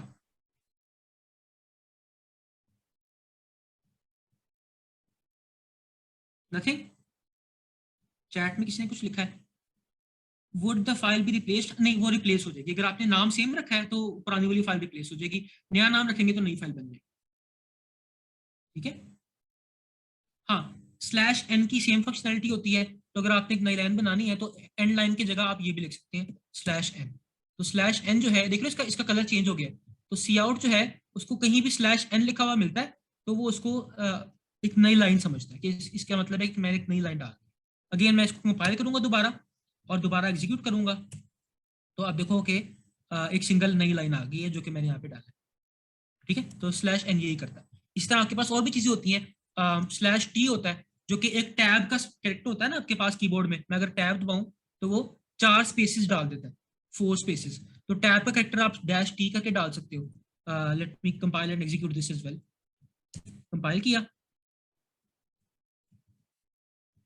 Execute किया, ठीक है। तो ये देखो पीछे स्पेसेस आ गई हैं, एक टैब इंसर्ट हो गई, ठीक है। तो ये सारी चीजें हैं जो कि सी आउट एक्सेप्ट करता है। और आप मजीद चीजें, ये एक स्ट्रिंग थी, एक चीज थी जो मैंने सी आउट की, ठीक है। मैं एक और चीज सी आउट करना चाहता हूँ तो एक और ये साइन डाल के आप कोई और चीज भी लिख सकते हैं। For example you can write Khaqan, ठीक है, और वो सब कुछ चल जाएगा। ये मैंने ना वो एक वो प्रिटियर नाम का प्लगइन किया हुआ है, वो खुद से ना कोड को फॉर्मेट कर देता है। ये मैं खुद नहीं कर रहा, जब सेव दबाता हूँ तो वो खुद ब खुद इसको नई लाइन पे ले जाता है, ठीक है। तो ये कंपलसरी नहीं है, ये वैसे ही फॉर्मेटिंग के लिए, आप चाहें तो ना करें, कोई मसला नहीं, डरने की बात नहीं, ठीक है। तो now it says hello world and Khaqan, ठीक हो गया। अच्छा, तो इसमें और की कंफ्यूजन, मैं फिर आगे चलता हूँ। मैंने रिटर्न के बारे में बताना है, दिस में टेक सम टाइम। जो नेम स्पेस है वो क्या होती है एग्जैक्टली? हाँ, नेम स्पेस का मैं बता देता हूँ। अच्छा, तो नेम स्पेस ये होती है, अगर मैं यहाँ पे ये ना डालूं name space, let's see what happens, और मैं ये खाकान भी फिलहाल हटा लेता हूँ, let's just print hello world, ठीक है। अभी VS कोड ने पहले से आपको ये कोड एडिटर का फायदा उसने पहले से हाईलाइट कर दिया है कि सी आउट का एरर आने लगा है। But let's try to compile this. मैं ये टर्मिनल बंद कर रहा हूँ, ये बहुत डरावना है, मैं विंडोज टर्मिनल यूज करूँ। विंडोज टर्मिनल ना ये ऐप स्टोर में एक ऐप है, इसका फॉन्ट जरा बेहतर है, आई लाइक इट मोर। अच्छा, by the way what you can do is कि आप यहाँ से भी टर्मिनल खोल सकते हैं VS कोड के अंदर, ताकि नीचे आ जाए, वो जरा देखने में अच्छा लगता है। अच्छा, और अगर आपने फाइल और ओपन फोल्डर किया था ना, और वो फोल्डर खोला था जिसमें आपकी CPP फाइल पड़ी है, तो ये टर्मिनल बाय डिफॉल्ट उसी फोल्डर में आ जाएगा, आपको वो CD और LS करके वहां जाना नहीं पड़ेगा, ठीक है। अच्छा, let's try to compile this. I write G++, then मेरी फाइल का नाम, आप टैब दबाए ना तो वो फाइल का नाम ऑटो कंप्लीट हो जाता है टर्मिनल के अंदर। आप आधा नाम लिख के तो टैब दबाएं तो उस फोल्डर में जो उससे मिलती जुलती नाम होते हैं वो सारे कंप्लीट हो जाते हैं। -O, और उसके बाद फाइनल फाइल का नाम क्या रखना है, मैंने उसका नाम अब्दुल्ला रखना है। पुरानी फाइल रिप्लेस कर देंगे, हिट एंटर, एरर आ जाएगा, कंपाइलर एरर दे देगा। कंपाइलर ने एरर क्या दिया है कि C out was not declared in this code. अच्छा, कंपाइलर के एरर्स को प्लीज पढ़ने की आदत डालें। ये नहीं होना चाहिए कि आपके पास कोई एरर आया और आपने फौरन हाथ छोड़ दी और इसकी तस्वीर ली और हमें भेज दी कि ये क्या है। ठीक है, इस यहाँ पे कंपाइलर ने अंग्रेजी में लिखा होता है कि क्या मसला है, तो आपको यहाँ से क्लू मिल जाएगा। वो देखो उसने एग्जैक्टली पॉइंट करके बताया कि यहाँ मसला, ठीक है, उसने लिखा भी है क्या है कि C out was not declared in this code. असल में ये है, ये जो आयो स्ट्रीम है ना, इसके अंदर सी आउट इस तरह नहीं पड़ा होता, सी आउट यहाँ पे पड़ा होता है इस तरह से। ठीक है, तो अगर आप इस तरह से लिखते हैं ना std कॉलन कॉलन और फिर सी आउट, अब ये काम कर जाएगा। मैं बताता हूँ ये std कॉलन कॉलन क्या है। You write this and then देखा कोई एरर नहीं आया और आप इसको रन भी कर सकते हैं। ठीक है, ये रन हो गया। ठीक है, तो std का मतलब क्या है, देखो सी आउट वाज लाइक, इसे कह लो एक फंक्शन है या एक पीस ऑफ कोड था। ठीक है, it's a name for a function that does something. ठीक है, now we may want to reuse this name somewhere. For example, मैं अपना एक वेरिएबल या अपना एक फंक्शन बनाना चाहता हूं जिसका नाम मैंने सी आउट रखना है, मैं खुद अपनी बात कर रहा हूं। ठीक है, तो we need a way to differentiate ये जो डिफॉल्ट सी आउट है जो कि C++ का हिस्सा है, जो कि हमने लाइब्रेरी से मंगवाया है। We need a way to differentiate this C out from a C out that we declare on our own, जो हम खुद से डिफाइन करते हैं। तो उसका तरीका ही होता है, इन्होंने इस आयोस्ट्रीम लाइब्रेरी में क्या किया हुआ है कि इनका अपना जो सी आउट है ना, उसके पीछे ये लिखा हुआ है। तो दिस सेज के ये वाला जो सी आउट है ना, it belongs to this name space. It's like a family name कह लो, जिस तरह सर एग्जांपल दी थी ना कि आपके पास कुछ लोगों के सर नेम्स होते हैं, फैमिली नेम्स होते हैं। ठीक है, एंड यू ट्राई कि एक फैमिली के अंदर तो नाम कभी भी रिपीट ना हो, लेकिन उस फैमिली के बाहर रिपीट हो सकता है। तो इसी तरह ये जो सी आउट है, ये इसके पीछे std लगाने से वी नो के एग्जैक्टली कौन सी सी आउट की बात हो रही है। तो अब इसका मतलब ये है कि अगर मैं यहाँ पे आगे आप वेरिएबल्स डिक्लेयर करना आप सीखेंगे, अगर मैं खुद से एक सी आउट के नाम से वेरिएबल डिक्लेयर कर देता हूँ ना, और उसको वैल्यू दे देता हूँ 29 की, जहाँ कोई एरर नहीं आए, क्योंकि ये मेरा अपना सी आउट है। ठीक है, ये एक इंटीजर वेरिएबल है, ये सिंटैक्स समझने की जरूरत नहीं है, आपको अगले वीक पढ़ाया जाएगा। ठीक है, मैंने एक वेरिएबल डिक्लेयर किया और उसको वैल्यू दे दी 29 की, but now there are two C outs over here, एक मेरा अपना और एक ये जो ये स्टैंडर्ड लाइब्रेरी के अंदर था। ठीक है, तो how do we differentiate between them? अगर मैं कहीं पे सिर्फ सी आउट लिखता हूँ, how does the compiler know मैं दोनों में से कौन से वाले की बात कर रहा हूँ? ठीक है, तो जब इसका तरीका क्या है कि जब मुझे ये वाला सी आउट चाहिए ना, तो मैं उसके पीछे उसका फैमिली नेम भी लिखूंगा। लाइक मैं लिखूंगा कि ये कौन सा वाला सी आउट है, किस ग्रुप को बिलोंग करता है, किस नेम स्पेस को बिलोंग करता है। ठीक है, तो this is something that you can do, लेकिन चूंकि दिस गेट्स वेरी हेक्टिक और सी आउट आपको अक्सर करना पड़ता है, और there are other things as well कि जिनके पीछे आपको ये std लिखना पड़ता है, प्लस इट्स वेरी अगली। ठीक है, तो इसलिए हम क्या करते हैं कि हम ऊपर ही लिख देते हैं यूजिंग नेम स्पेस std। ठीक है, तो व्हाट दिस डज इज कि अगर आपने यहाँ पे सी आउट लिखा, तो कंपाइलर सबसे पहले देखेगा कि आपका अपना बनाया हुआ कोई ऐसा वेरिएबल है जिसका नाम सी आउट है। अगर उसको नहीं मिलता ना, तो वो इस नेम स्पेस के अंदर भी ढूंढेगा कि इसके अंदर सी आउट पड़ा हुआ है कि नहीं पड़ा। This certainly makes your program slower, it does. इसलिए अमूमन आपको जो ज्यादा क्रिटिकल किस्म के डेवलपर्स होते हैं, दे विल वो आप काफी डांटेंगे अगर आप ये चीज यूज करोगे। ठीक है, सर जुनैद जब पढ़ाते हैं C++, तो उसमें बच्चे सारा सेमेस्टर इस तरह लिखते हैं। ठीक है, क्योंकि अब कंपाइलर को सर्च करना पड़ता है इस पूरी नेम स्पेस के अंदर। पहले कंपाइलर ढूंढता है कोड में कि आपका अपना कोई वेरिएबल है इस नाम से, अगर नहीं है तो फिर इस नेम स्पेस में जाके ढूंढता है। तो बट चूंकि इट मेक्स कोड क्लीनर। ठीक है, और चूंकि आजकल प्रोग्राम्स इतने, कंप्यूटर्स इतने तेज हैं कि इतनी छोटे मोटे चीज से कोई इतना खास फर्क नहीं पड़ता, कोई एक आधे मिली सेकंड का फर्क शायद पड़े, तो इसलिए वी डोंट केयर, हम इस तरह करते हैं। ठीक है, this is what a name space is. इसमें कंफ्यूजन थैंक यू। क्लियर है? अच्छा, अरीब ने कुछ पूछा है। हाँ, C++ की बुक में सब कुछ लिखा हुआ है। ठीक है ना, हाँ, तो वहां से भी पढ़ सकते हो। इतनी इन डेप्थ में शायद ना लिखा हो, I don't know, but that's it. ठीक है, अच्छा, ये रिटर्न वाली चीज जो है ना, दिस इज वेरी इंपॉर्टेंट। अच्छा, let me clear this out and let's start afresh. Let's pull this down. ये क्या होगा? ओके,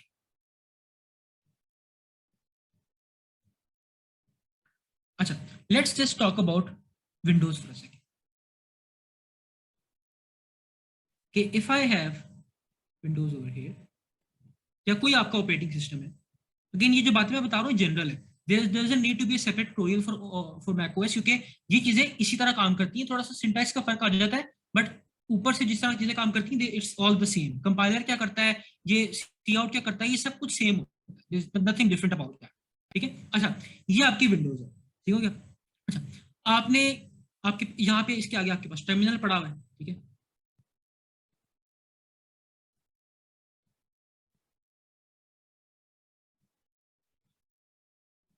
ठीक है, और यहाँ पे आगे आप, ठीक है, आपने टर्मिनल से कहा कि मेरी ये वाली फाइल जो है रन करनी है। वैसे तो जाहिर है कि आपकी सीपीपी फाइल का नाम नहीं बताते, आप उसे एक्सी फाइल का नाम बताते हो, बट कोड तो जाहिर है कि यही होता है ना, इसी कोड की बाइनरी फॉर्म होती है, बट कोड तो यही होता है ना। तो आपने उसे कहा कि भाई मेरी जो एग्जांपल सीपीपी फाइल है ना, इसको रन करना है फॉर एग्जांपल, ठीक है।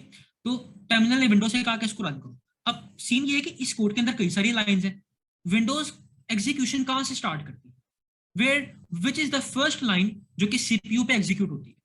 तो द थिंग इज कि विंडोज सबसे पहले ये जो आपका मेन फंक्शन है ना, इसे रन करती है, ठीक है। विंडोज ये जो मेन का लफ्ज है, ये विंडोज ने स्पेसिफाई किया हुआ है कि आपके प्रोग्राम में हमेशा एक मेन का फंक्शन होना चाहिए। अगर आप अपने प्रोग्राम में मेन का फंक्शन नहीं डालेंगे तो ना वो कंपाइल होगा और ना ही एग्जीक्यूट होगा, ठीक है। Let's try to compile this, ठीक है। तो कंपाइलर ने अगेन एग्जीक्यूट स्टेटस दे दिया है, और क्योंकि उसको मेन फंक्शन नहीं मिला, ठीक है, और ये एग्जीक्यूट भी नहीं होगी फाइल, ठीक है। तो there has to be a main के नाम से एक फंक्शन होना चाहिए, क्योंकि that is where your main code is, और विंडोज हमेशा एग्जीक्यूशन वहां से स्टार्ट करती है, मेन फंक्शन की पहली लाइन, ठीक है। This is where Windows starts execution, ठीक है। जरा कि पहले वो इस लाइब्रेरी को इंपोर्ट भी करना होता है आपने, और ये सब कुछ करना होता है, लेकिन ये काम पहले नहीं होता, सबसे पहले मेन फंक्शन की पहली लाइन एग्जीक्यूट होती है, ठीक हो गया। अच्छा तो now what is a function, पहले तो इसकी बात कर लेते हैं। ये जो पूरा ब्लॉक है आपके पास, this is a function, and what is a function, ये पूरा ब्लॉक यहां से लेके यहां तक, दिस इज अ फंक्शन, ठीक है। आप लोगों ने मैथ्स में फंक्शंस पढ़े हुए हैं, सैट करके आए हो, पढ़े ही होंगे ना, जिसमें जो इस तरह लिखते हैं एफ ऑफ एक्स, ठीक है, पढ़े हुए राइट। एक सेकंड बस होल्ड करना, मैं एक पोल बना लूं, मुझे बार बार सवाल पूछने पड़ते हैं, तो अगर एक पोल बनाओगा ना मेरे लिए बहुत आसानी हो जाएगी to gauge the class.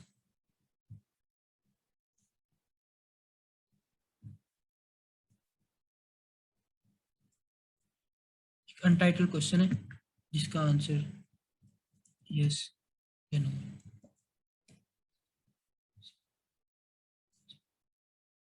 Okay, let me take a poll.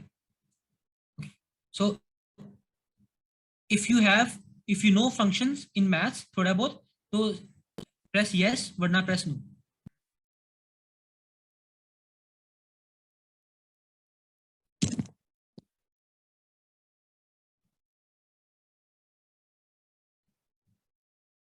ठीक है, all those who have replied this 100% they seem to know functions.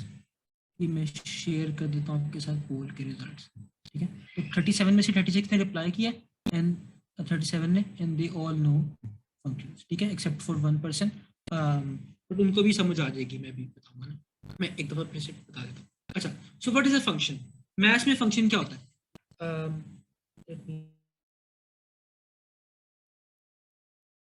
तो मैथ्स में एक फंक्शन क्या होता है, जब आप लिखते हैं कि एफ ऑफ एक्स है फॉर एग्जांपल, ठीक है, और उसकी वैल्यू आपने डिफाइन किया फॉर एग्जांपल 2x + 1, ठीक है, व्हाट डज दिस डू, और लेट्स से ये एक फंक्शन है जो कि मैंने डिफाइन किया। अच्छा बाय द वे, अगर मेरी आवाज कट जाए तो मुझे प्लीज बता देना, क्योंकि इंटरनेट ज़ाहिर है पाकिस्तान में पाकिस्तान वाला ही है, ठीक है, मुझे प्लीज बोल के उसे बता देना, मुझे शायद चैट के पता ना चले। अच्छा तो ये एक फंक्शन है जो कि डिफाइन हुआ, ठीक है। इफ आई नाउ से f of 3, what is the answer?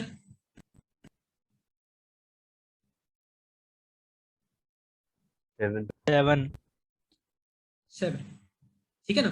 अच्छा तो एक फंक्शन होता क्या है, a function is a declaration of some steps, एक फंक्शन कुछ काम करता है, फंक्शन को आप कोई चीज पास करते हो, तो for example in this case मैं इस फंक्शन को एक वेरिएबल पास करता हूं जिसका नाम है x, फंक्शन उसके साथ कुछ करता है, तो for example in this case ये फंक्शन, इसको मैं जो नंबर पास करता हूँ ये उसको 2 से मल्टीप्लाई कर देता है, और फिर उसमें 1 ऐड कर देता है, और जो आंसर बनता है फाइनली उसको रिटर्न कर देता है। This word is very important, वो उसको रिटर्न कर देता है, यानी आपको जवाब में वो दे देता है, ठीक है। So a function is like a black box, इसलिए ये आपको सर ने ये लफ्ज बोला हो, शायद ये अक्सर बोला जाता है, या आप अपनी सीएस की लाइफ में 2 लाख दफा तो सुनेंगे ये जो ब्लैक बॉक्स।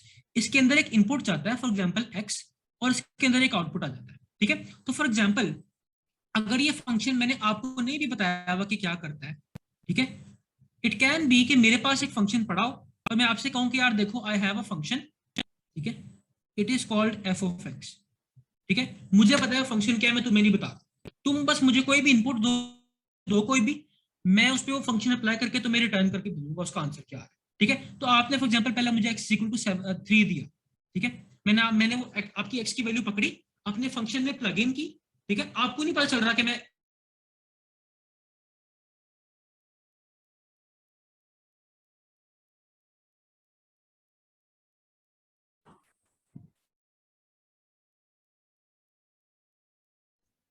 रोहान भाई वॉइस चलेगी आपकी।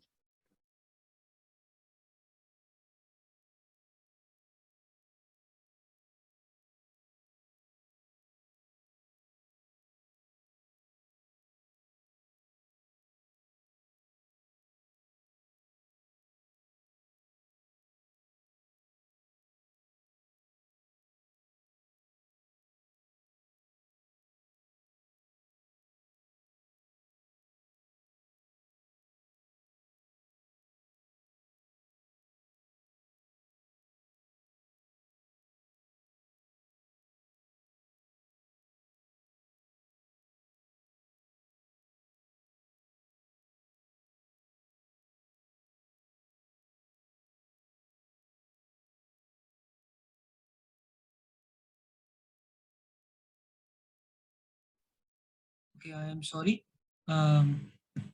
डिस्कनेक्ट हो गया था। Can you hear me? जी अब सही।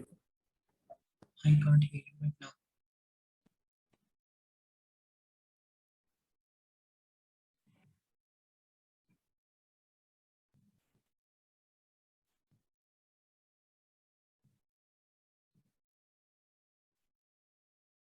ये रोहान भाई क्लास कितनी देर तक चलनी है? हाँ यार, बस मैं थोड़ी देर में खत्म कर दूंगा। अगर आप बिजी हो तो आप जा सकते हो, वो फिर मैं आपको रिकॉर्डिंग दे दूंगा, ठीक है। सॉरी इट्स लॉन्ग, क्योंकि मुझे 2 लेक्चर्स की चीज़ एक लेक्चर में पढ़ानी है, ठीक है ना।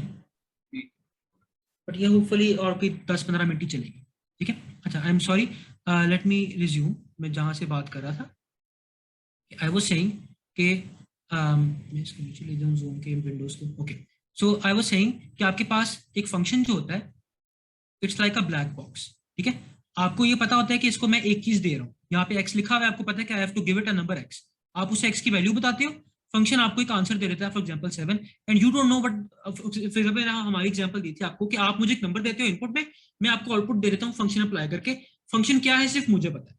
तो in this analogy of ours, I am the CPU, ठीक है, या I am the person who knows what the function is, I am the person जिसने फंक्शन डिफाइन किया हुआ है, ठीक है, and you are the user जो उस फंक्शन को यूज कर रहा है, ठीक है। तो फंक्शन जिस तरह काम करते हैं कि आप फंक्शन को कोई इनपुट देते हो और फंक्शन आपको कोई आउटपुट देते हैं हमेशा, ठीक है। वो आउटपुट किसी भी नेचर का हो सकता है, बट नॉर्मली ऐसे ही होता है कि you give something to a function and the function return something as the output, ठीक है। तो ये जो रिटर्न वैल्यू है ना, ये इस कॉन्टेक्स्ट में है। लेट मी एक्सप्लेन ये रिटर्न वैल्यू कहाँ जाती है, किसको जाती है और वो क्या करता है इसके साथ। तो होता ये है हजरात कि आपके पास विंडोज है ना, ये विंडोज पड़ी हुई है, आपने जो टर्मिनल खोला था उसने विंडोज से कहा आपकी रिक्वेस्ट पे कि एक फाइल रन करनी है, फॉर एग्जांपल वो जो थी abdullah.exe, ये जो हमारी ये वाली फाइल है ये रन करनी है, और उसने विंडोज से कहा, ठीक है। तो मैंने आपको बताया कि विंडोज जो है ये आपका मेन फंक्शन जो है ना इसे कॉल करेगी, ठीक है। तो विंडोज इट्स लाइक ये जो मेन फंक्शन है ये इसको रन कर देगी। अगेन मैथ में भी आप फंक्शन के साथ ये ब्रैकेट्स लिखते हो ना, इसलिए यहाँ पे भी आप साथ ये ब्रैकेट्स लिखते हो, और इन ब्रैकेट्स के दरमियान में आप आर्ग्यूमेंट्स लिखते हो, राइट। यहाँ पे भी कुछ आर्ग्यूमेंट्स आती हैं, अभी हमने फॉर सिंप्लिसिटी स्किप की हुई है, लेकिन later in this course you may learn के मेन फंक्शन को भी कुछ आर्ग्यूमेंट्स पास होती है। तो विंडोज जो है आपका मेन फंक्शन कॉल करती है, यानी विंडोज abdullah.exe फाइल खोल के ना उसमें से जो मेन फंक्शन है उसको कॉल करती है, यानी ये फंक्शन रन करती है, और विंडोज इस मेन फंक्शन को कुछ आर्ग्यूमेंट्स भी पास करती है, कुछ ये जो यहाँ पे जैसे हमने एक्स लिखा हुआ था ना, इसको भी विंडोज कुछ चीजें पास करती है, ठीक है। और यहाँ पे हम उन्हें कैश नहीं कर रहे, हम उन्हें यूज नहीं कर रहे, हमें वो आर्ग्यूमेंट्स चाहिए नहीं है। वो आर्ग्यूमेंट्स क्या होते हैं मैं बाद में बताऊंगा।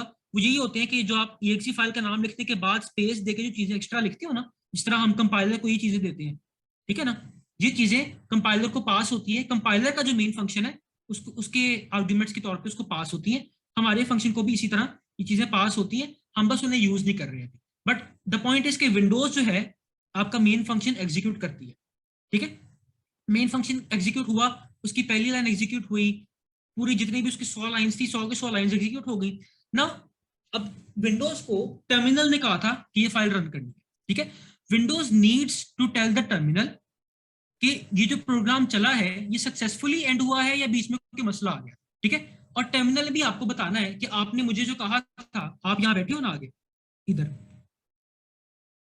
टर्मिनल ने भी आपको बताना है कि आपने जो प्रोग्राम रन करने के लिए दिया था वो सक्सेसफुली रन हुआ है या उसमें कोई मसला आ गया था दरमियान। तो फॉर एग्जांपल हम कोई कंपटीशन कर रहे हैं और बीच में कोई क्रैश आ गया, हमने एक वीडियो रन करनी थी और वीडियो करप्टेड थी, हमने कोई इमेज एडिट करनी थी और उस इमेज में मसला था, कुछ भी मसले हो सकते हैं ना, 1000 मसले हो सकते हैं। तो the Windows needs to tell the terminal के whether everything went fine or was there a problem, and similarly the terminal needs to tell you whether everything went fine or something went wrong.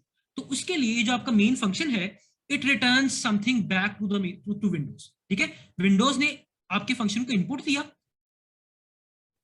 आपके function ने Windows को output दिया, जिस तरह functions काम करते हैं, ठीक है। अगेन ये फंक्शन एक ब्लैक बॉक्स है, विंडोज को नहीं पता इस फंक्शन में क्या चल रहा है, विंडोज बस इस फंक्शन को चला देती है सीपीयू के ऊपर, और जो आउटपुट आता है वो पकड़ के टर्मिनल को दे देती है। Windows is like a middleman, ठीक है। विंडोज को नहीं पता कि फंक्शन असल अंदर क्या कर रहा है, ठीक है। तो ये जो आउटपुट आता है ना, ये रिटर्न वैल्यू होती है। इट्स लाइक जो आउटपुट नहीं कहना चाहिए इसको हम रिटर्न वैल्यू कहते हैं। इनफैक्ट लेट मी थोड़ा इसको मैं स्पेशियस करके बनाता हूँ। तो ये विंडोज है, इसने आपका मेन फंक्शन चलाया, ठीक है, उसको थोड़ा सा इनपुट दिया। आपका मेन फंक्शन जब एग्जीक्यूट हो गया फाइनली, तो उसने कुछ रिटर्न वैल्यू वापस की, ठीक है। जिस तरह हमने देखा था ना कि मैथ्स में जो फंक्शन है वो भी एक रिटर्न वैल्यू वापस करते हैं, जो जिसे हम y कह रहे थे इन दी एंड, ठीक है। एक function almost always return something out. तो ये जो रिटर्न वैल्यू होती है ना, हम इन दिस केस 0 वापस भेज रहे हैं। विंडोज के केस में और आई थिंक बाकी सबके केस में भी 0 मीन्स कि एवरीथिंग वेंट फाइन, ठीक है। तो ये we the terminal Windows we all agree upon this standard कि कोई भी प्रोग्राम जो 0 रिटर्न कर रहा हो ना, तो हम ये समझेंगे कि उसमें सब कुछ ठीक चला, ठीक है। And if something goes wrong, तो क्या होगा कि या तो कोई रिटर्न वैल्यू आएगी नहीं या कुछ और रिटर्न हो जाएगा। तो फॉर एग्जांपल अगर आपकी ये लाइन नंबर 7 है, इस पे कोई एरर आ जाता है, ठीक है, लाइन नंबर 7 पे कोई एरर आ गया, तो क्या होगा कि आपका कोड जो है वो लाइन नंबर 8 तक पहुंचेगा ही नहीं, सीपीयू पे लाइन नंबर 8 एग्जीक्यूट ही नहीं होगी, विच मीन्स कि ये रिटर्न वैल्यू नहीं जाएगी विंडोज के पास, और विंडोज को रिटर्न वैल्यू में 0 नहीं मिलेगा, और विंडोज आपके टर्मिनल को बता देगी कि भाई कुछ गलत हो गया, समथिंग वेंट रॉन्ग, ठीक है। This is how Windows knows कि फंक्शन में जो कुछ होना था, क्योंकि विंडोज को तो नहीं पता फंक्शन में क्या होना है, function is a black box. तो this is how Windows knows के डिड एवरीथिंग गो फाइन और वाज देयर अ प्रॉब्लम। तो आप जब एक रन करते हो ना प्रोग्राम को, तो होता ये है, लेट मी शो यू।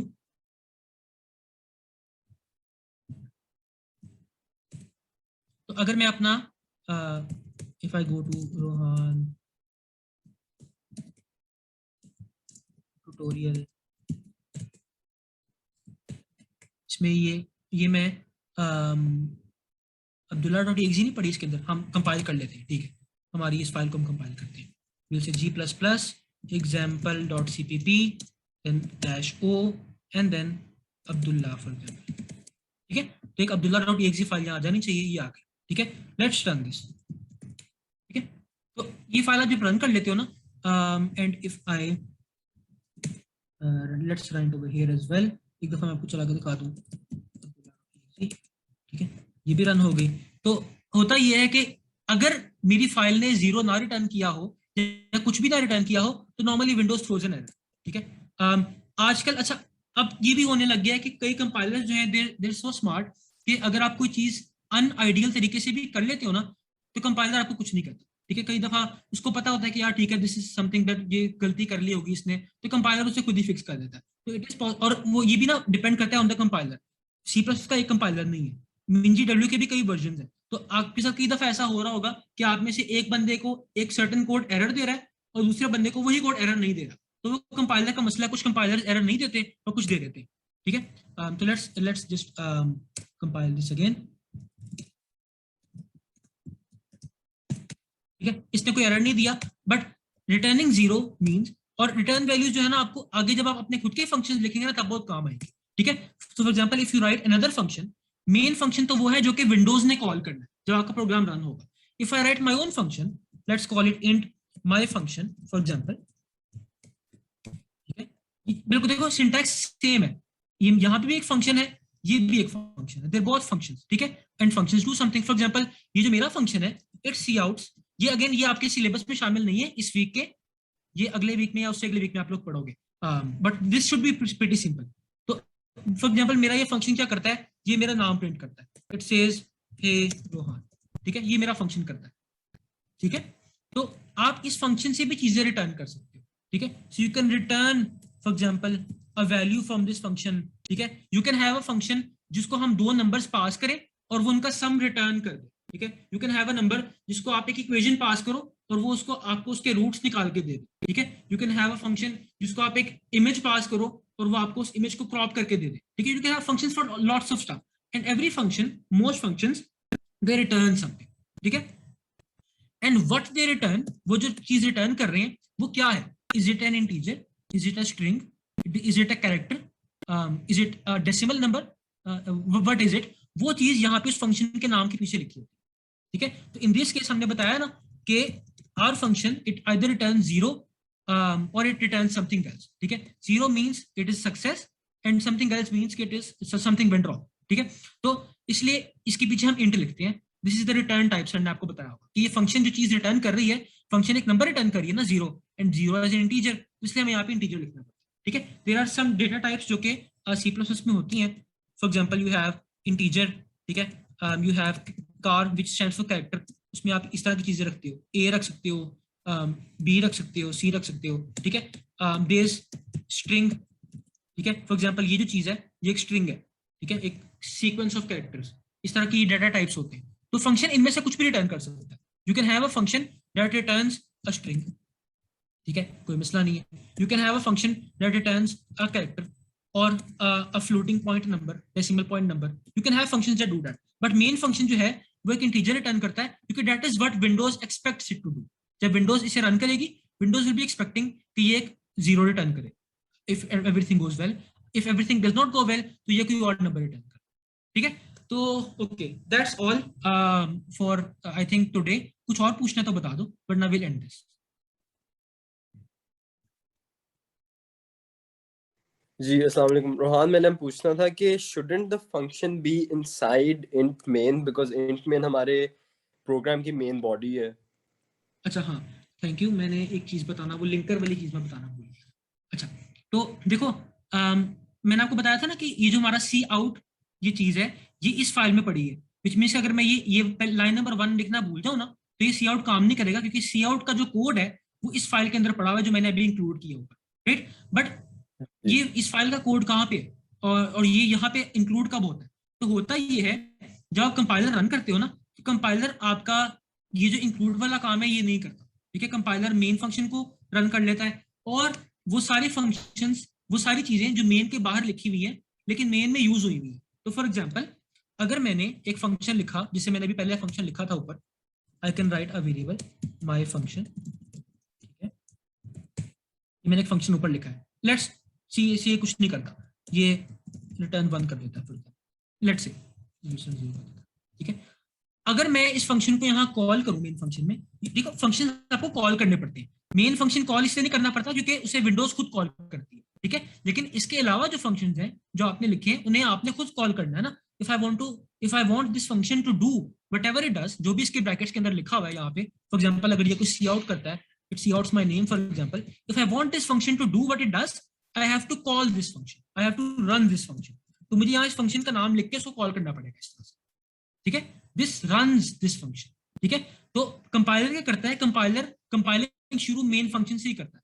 वो यहाँ पे आया, ठीक है, उसने इसको कंपाइल कर दिया कि ये कोड क्या करता है। वो यहाँ पे आया, उसने देखा अच्छा दिस इज माय फंक्शन, ये क्या चीज है, I don't know what this is. तो वो पीछे जाके देखेगा कि अच्छा ऊपर कहीं पे डिफाइन हुआ है कि माय फंक्शन क्या होता है, उसे वो मिल जाएगा। और वो ये वाला कोड जो है इट्स ऑलमोस्ट एज इफ ये सारा कोड कंपाइलर यहाँ से पकड़ेगा और यहाँ लाके रख देगा।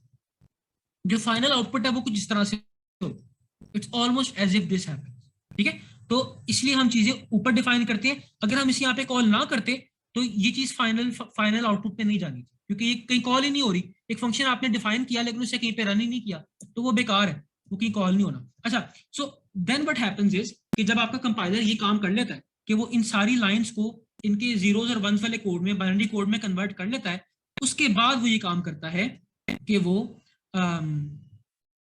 जो डिपेंडेंसीज होती है, जो चीजें आपने इंक्लूड की होती हैं, उन जगहों पे जाता है। और ये कंपाइलर का काम नहीं, ये लिंकर का काम है। तो लिंकर टेक्स योर, जो कंपाइलर है, it takes your CPP file and turns it into the object file, जो कि आपको नजर नहीं आती क्योंकि हम तो डायरेक्टली इसको स्किप करके सीधा एक ही फाइल बना देते हैं, ठीक है। लेकिन ये काम जो है, रोहन भाई सॉरी compiler- टू इंटरप्ट, ये लिंकर करता है या कंपाइलर? मैं बता रहा हूँ, कंपाइलर काम करता है आपकी सीपीपी फाइल को ऑब्जेक्ट फाइल में कन्वर्ट करता है। ऑब्जेक्ट फाइल में ये सब कुछ जो हमने लिखा है ये जीरोस और वंस की लैंग्वेज में लिखा होता है, बाइनरी लैंग्वेज में, ठीक है। और इसकी ये ट्रांसलेशन कैसे होती है, ये आप CS 225 के कोर्स में बड़ी डिटेल में पढ़ोगे, ठीक है। और वो हर सीपीयू के लिए डिफरेंट होती है।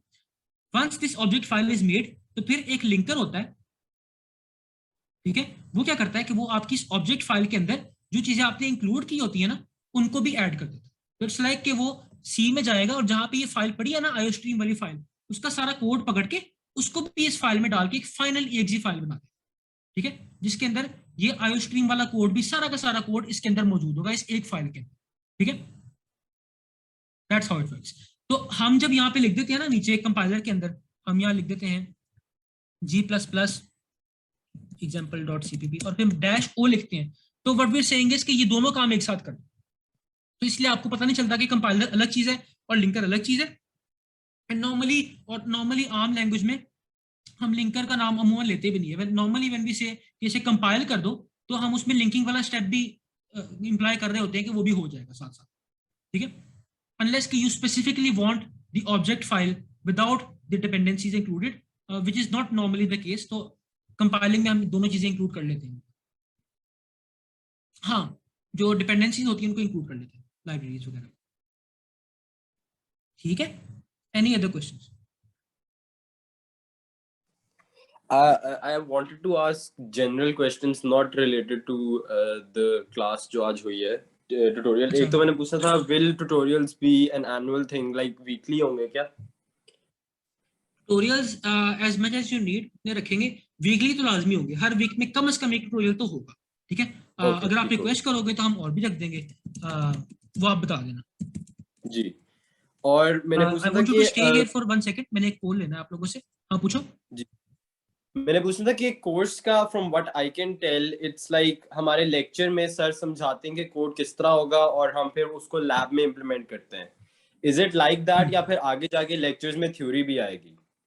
नहीं, लेक्चर में सर आपको प्रोग्रामिंग ही कराएंगे और सिंटैक्स भी सारा बताएंगे, सारे कॉन्सेप्ट्स बताएंगे, थ्योरी नहीं होगी। लैब में बस ये होगा कि वही प्रोग्रामिंग, उससे हम आपसे कुछ प्रॉब्लम सॉल्व करवाएंगे that will be close to real problems. Like आपसे हम कह सकते हैं कि एक फंक्शन लिखो जो 2 नंबर्स को ऐड करता है, ठीक है। उसका सिंटैक्स सर ने आपको बताया होगा कि फंक्शन कैसे लिखते हैं, 2 नंबर्स को ऐड कैसे करते हैं और सी आउट कैसे करते हैं। ये 3 चीजें सर ने अलग अलग पढ़ाई होंगी आपको, बट लैब में आपको इनको मिला के एक वर्किंग प्रोग्राम बनाना पड़ेगा। जी ठीक हो गया, ठीक है ना। आई एम टेकिंग अ पोल। और लैब को एज करने का जो ट्रिक है ना, बेसिकली वो ये होता है कि आपने पुरानी लैब्स पकड़ो और उनकी प्रैक्टिस करो, ठीक है। LDF पे जाओ, किसी बच्चे से पूछो कि उनकी पिछली CS100 की लैब्स उनसे ले लो और जो आपके टॉपिक्स की लैब्स हैं उनकी प्रैक्टिस करो, ठीक है। दैट इज द बेस्ट वे। या आप गूगल पे जाओ, अगर फॉर एग्जांपल आपने इस वीक पढ़ा है सी आउट पढ़ा है, तो गूगल पे जाके सी आउट के कुछ क्वेश्चंस, प्रैक्टिस क्वेश्चंस देख लो, ठीक है, और उनकी प्रैक्टिस कर लो। वो प्रैक्टिस करने से लैब ठीक होगी। सर के लेक्चर बार बार लिखने से लैब अच्छी नहीं होगी, ठीक है। लेक्चर वो थ्योरी होती है, लैब इज प्रैक्टिस, ठीक है। Okay, thank you for the feedback. Those of you who don't have anything to ask, they can leave.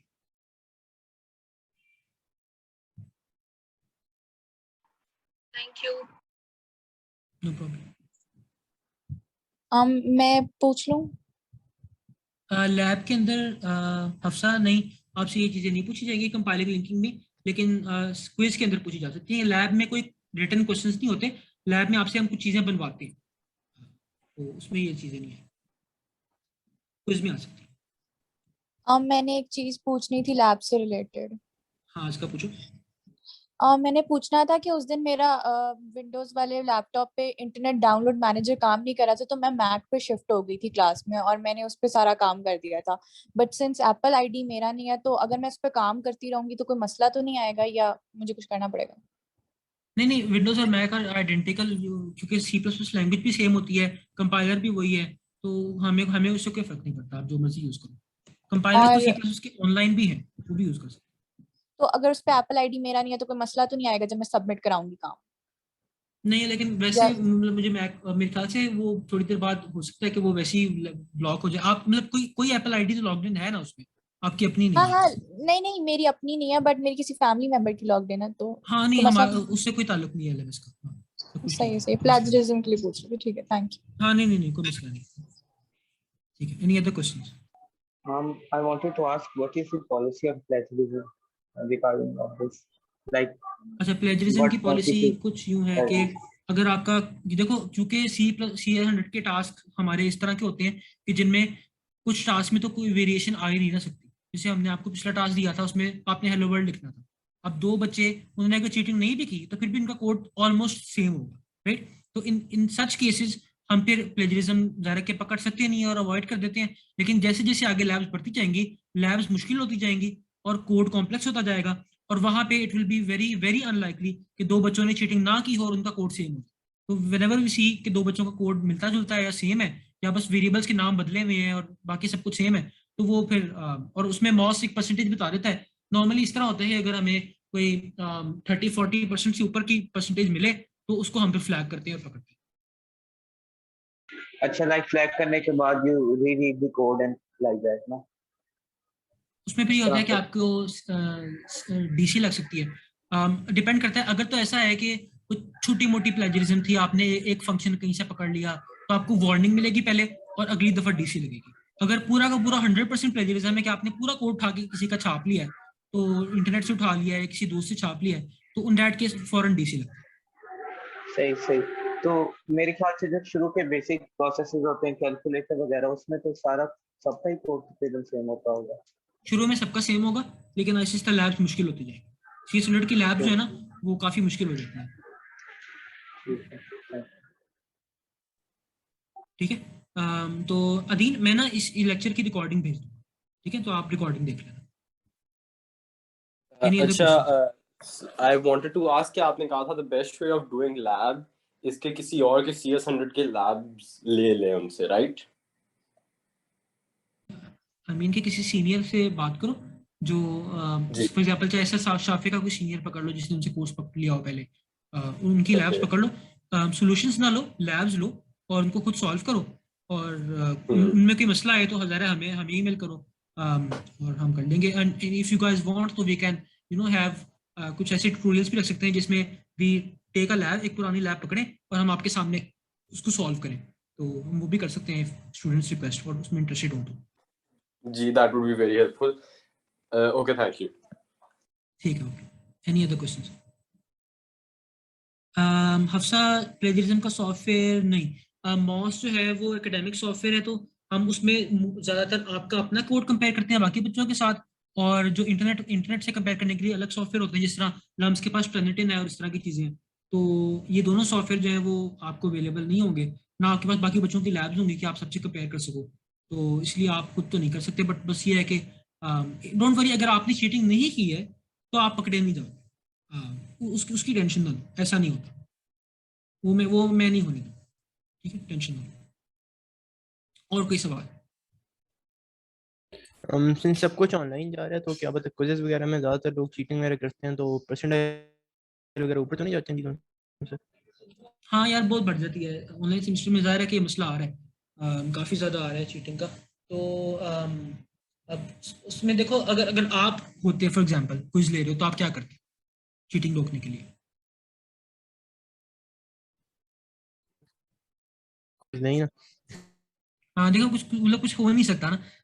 There is some experimental stuff, जैसे कुछ ब्राउजर्स हैं कि जिनमें अगर आपको आपने बच्चों को कहो कि आपने इस ब्राउजर में क्विज करना है, तो अगर कोई बच्चा उस ब्राउजर में कोई नई टैब खोलता है या उस ब्राउजर को मिनिमाइज करता है कोई और ब्राउजर खोलने के लिए या कुछ भी, तो वो हमें नोटिफाई कर देता है। इस तरह की चीजें हैं बट एक्सपेरिमेंटल हैं और उसमें देर नॉट यूजफुल मच, क्योंकि देखो ना बच्चा क्विज कर रहा है और उस दौरान उसका इंटरनेट बंद हो गया, ठीक है, वेरी कॉमन हमारे साथ होता है, प्रोफेसर के साथ हो जाता है। तो अब जाहिर है कि कुछ बच्चे जानबूझ के भी कर सकते हैं कि वो लैब के दौरान डिस्कनेक्ट कर दें, उतनी देर में वो किसी से कुछ पूछ लें, फिर वापस आके वीडियो ऑन कर लें और कहें कि हमारा इंटरनेट डिस्कनेक्ट हो गया था। हम कैसे किसी को पिनलाइज करें इस बात पे, ठीक है। हो सकता है कि वाकई जेन्युइन मसला हो सकता है किसी ने जानबूझ से किया हो, तो online setting is not ideal. तो इसमें कोई इस तरह का सोल्यूशन निकल नहीं सकता कि जिसमें चीटिंग हम रोक सकें।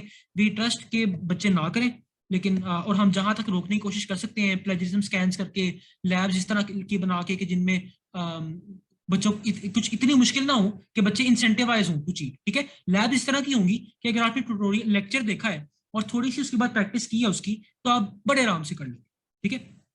मैं अनडूएबल लैब्स नहीं बताना चाहता, क्योंकि फिर बच्चे कहते हैं कि यार ये तो खुद से हो ही नहीं सकती, तो इसके लिए तो चीटिंग करनी ही पड़ेगी। तो हम इससे ज्यादा फिर क्या कर सकते तो चीटिंग में बेसिकली काम चल सकता है ना, जो ना करे। हैं। हाँ हाँ बिल्कुल जरूर, मतलब मैं बता रहा हूँ ना कि जब मैं आया था तो मेरे CS100 में लैब्स में आई थिंक N-2 होता है ना, किसी को पता है N- कितना है लैब्स में? जी N-2 N-2 हाँ।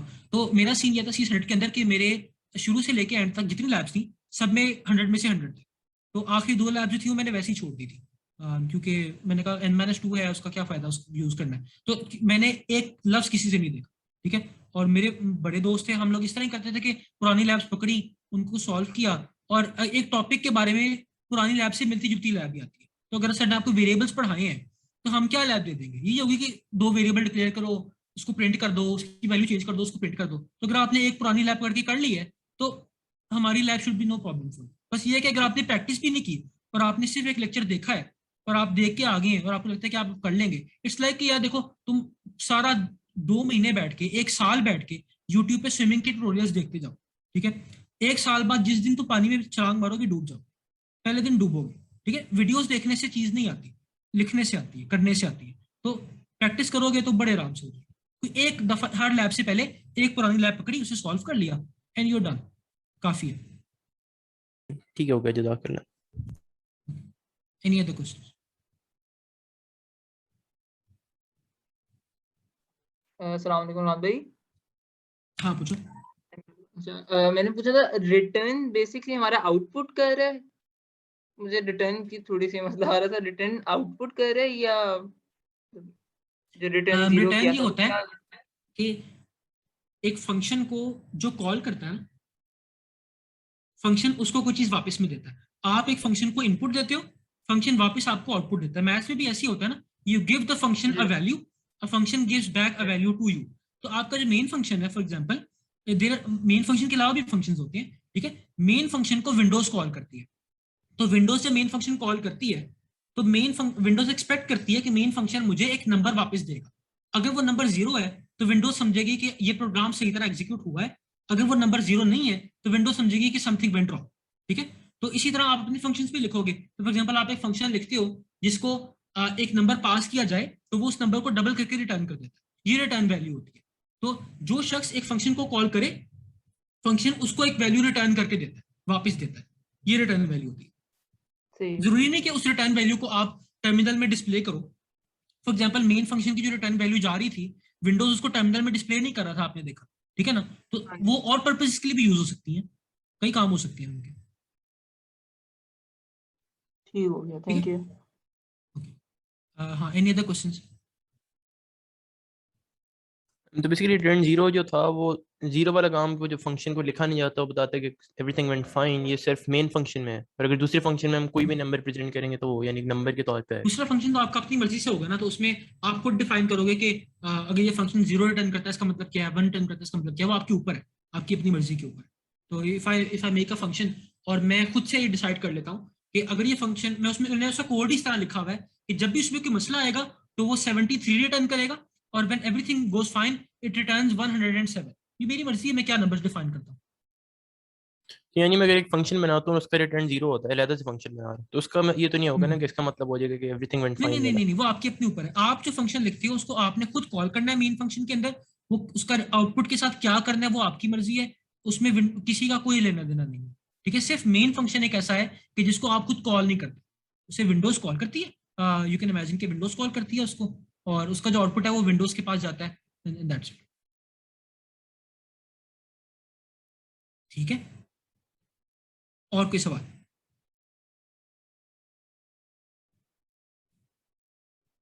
If not, then you can leave the meeting. कोई सवाल तो नहीं है, but I wanted to say thank you क्योंकि I feel like this tutorial was more helpful than the lecture. I feel like lecture बहुत slow चल रहा था, but this was really helpful. Thank you very much. कोई मसला नहीं, thank you. I will see you around. मैं और